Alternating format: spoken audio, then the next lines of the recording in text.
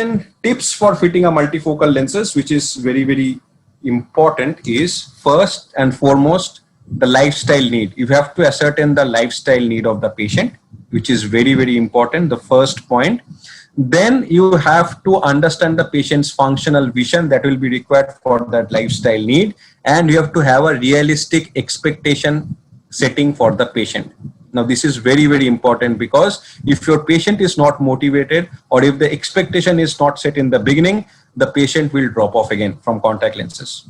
So do ensure that you are talking to your patient about their lifestyle needs, about their functional vision, and what they expect from their multifocal contact lenses. Again, to tell, they can see the name, they can see the product, they can see the price, they can see the expiry, but if they have to see something smaller than this, they have to either alter the distance, or they have to move into a brighter illumination, or they need to just pop in the reading glasses to see the smaller print. This is a realistic expectation setting for your patients.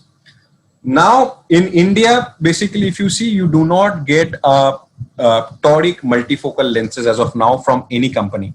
So what happens is, if you really have to give the patient a good balance of distance and near vision, do not try to correct more than one diopter of cylindrical power. It will not work, because the patient will not be happy and satisfied all the time. But if the patient requires only one type of particular correction, then you can even go ahead and give the patient a correction for higher cylindrical number as well.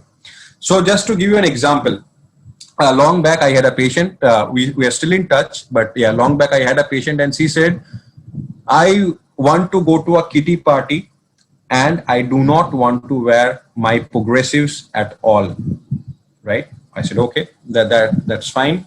So I asked her, how will you go to the kitty party? And she said, I have a driver, so he's going to drive me. I said, okay, so you will not require your distance vision. Then when you are in kitty party, what do? They say, okay, we either have a kitty party in somebody's house, or we have a kitty party in a restaurant. So if that is there, I need to see at 3 feet distance. I need to understand people's face. I said, okay, done. And I need to see the cards. Okay, I need to see my mobile. Okay, and I need to see the menu card. Okay, and I would also like to see the menu card even in dim illumination. Okay, so this was the patient's requirement. If this is the patient's requirement, then you can still go ahead and correct higher cylindrical, and she had a cylindrical of almost around 2.25, but she was happy with multifocal contact lenses, because we knew what she is going to do with that multifocal contact lenses. But if she was supposed to drive the car and go to the kitty parties, I would have never given her a multifocal contact lenses, because then I would know she would mess up the distance, because her cylindrical is more than one diopter. So do keep this in mind. It will depend on your clinical evaluation, your judgment, but we do not have a multifocal toric as of now in India. In the other places, if you have multifocal toric, you are blessed, but we are not blessed with multifocal torics from any company in India as of now. So refrain yourself from correcting more than one diopter of cylindrical if your patient requires the distance vision, and you have to give a finer balance between the distance and the reading for the patient, right? And evaluate, if you really want, you can correct higher cylindrical as well, but that will depend on why are you giving a multifocal contact lenses to your patient. So again, that lifestyle need, again the functional vision, then you can go ahead and correct the higher cylindrical power for your patient. Now do a refraction every time you are dispensing the contact lenses. So the number 3 part, and since we have only spherical numbers available as of now, give an up-to-date prescription with the least minus or the most plus that we normally all know about it. Now the 4th point, very, very important, adhere to the manufacturer's suggested fitting guidelines. Do not interchange them, right? So whatever lenses you are fitting from whichever manufacturer, follow their fitting guide. The 5th point, and my favorite point, so I'll at least spend 2 or 3 minutes on this point. This is the most favorite point I have, is that check the patient's functional vision. Most of the time, as optometrists, I discussed before that we get biased by the visual acuity. So we only test what the patient can see on the chart, right? You should do that. That's important. But after that, give the patient some real life scenarios. Like, ask the patient to come out of your clinic and see the distance and how do they perceive things outside your clinic. Ask them to sit in front of your laptop or your clinic's desktop and see it. Ask them to see their own mobile phones. And if all of these three are working, your multifocal will succeed, right? So do remember to check in real life scenarios, and whenever you're checking the patient's vision, it is always better to check it in normal lighting. Do not do it in a dark room. Do not do it in a very brightly illuminated room, right? Keep the lighting normal in the testing room, and then you are always testing the patient in a real life scenario. Ask them to come out and see outside your clinic, ask them to see your desktop, and ask them to see their phone. That way you are very sure that whether the contact lenses is satisfying their functional vision or not. And if there is any amendment needed, you can catch hold of the dominant and the non-dominant eye based on the distance or the near.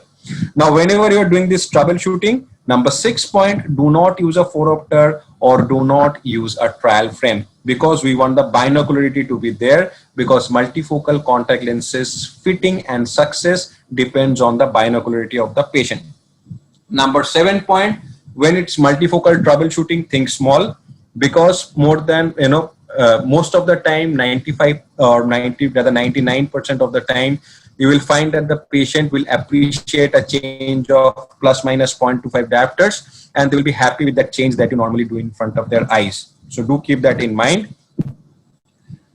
Whenever you are doing a troubleshooting, number 8 point is very important. Whenever you are doing the troubleshooting, ensure that if you are doing a distance troubleshooting, you with that power in front of that dominant eye, you are also checking the patient's reading. And when you are doing a near troubleshooting with that power in front of the non-dominant eye, you are also checking the patient's distance. So you are very sure you are not altering any vision because of that overcorrection that you are actually doing. Always use the lowest add possible. The reason is two. One is if you want to really keep the patient into contact lenses for a longer duration of time, lower adds are better at any given point of time. And the second reason is, more the high ad goes, particularly in center near design, the zone will become bigger. So that is going to mess up with the patient's distance vision as well, right? If we give high ad, even in a very early stage, it is going to mess up with the patient's distance vision as well. And the patient is going to complain of halos and glares. So keep that in mind. Start with the lowest possible ad that you are giving. And number 10, we want happy patients. So do not get biased by visual acuity as long as the patient's functional vision is working and the patient is happy with the functional vision they're getting with their multifocal contact lenses. So do keep these 10 points in mind.